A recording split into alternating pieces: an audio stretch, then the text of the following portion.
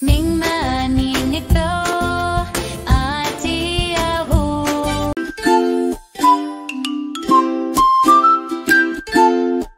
Si Momba ang Jeno kasama si Niiko na tuta. Silang dalawa'y dumating sa Dangshiya kung saan tumataas ang mga talampas. Sa mga pulang at dilaw na bundok, sa ilalim ng liwanag ng langit, isang makulay na tanawin habang sila'y naglalakbay. Sa mga haligi at tuktok at mga yungib na malawak, naglalaro si Momba at Niiko na magkatabi. Sa lupain ng kulay, sila'y tatakbo at maglalaro. Tutuklasin ng mga kahanga-hangang Dangshiya buong araw. Si Momba at Niiko tumatalon sa mga bato. Sa anyong lupa ng Dangshiya, aakyatin nila ang mga bloke. Sa mga burol na may iba't ibang kulay at sa mga haliging napakatangkad, sila'y nasa isang adventure. Lubos na nasisiyahan.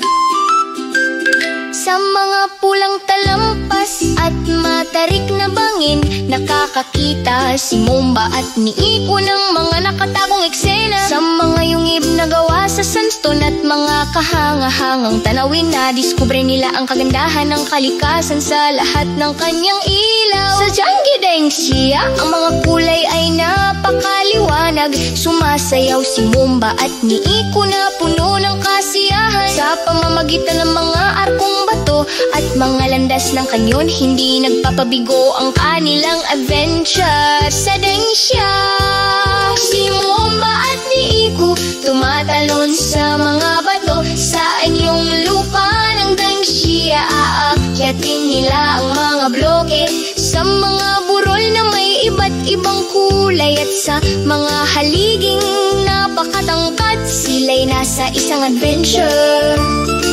Lubos na nasisiyahan. Sa pamamagitan ng rainbow cliffs at mga sinaunang yungib, lumulundag at nagpapakatatag si Momba at Niiko. Ang kagandahan ng Dangshiya ay tumatawag sa kanila upang maglaro. Sa bawat hakbang nakakahanap sila ng bagong paraan. Si Momba at Niiko puno ng kasiyahan ang kanilang mga puso. Malinaw na ngayon ang kanilang paglalakbay sa Dangshiya. Sa mga matataas na bato at mga kulay ng disyerto, nagpapaalam sila sa Dangshiya na may hindi malilimutang mga tanawin.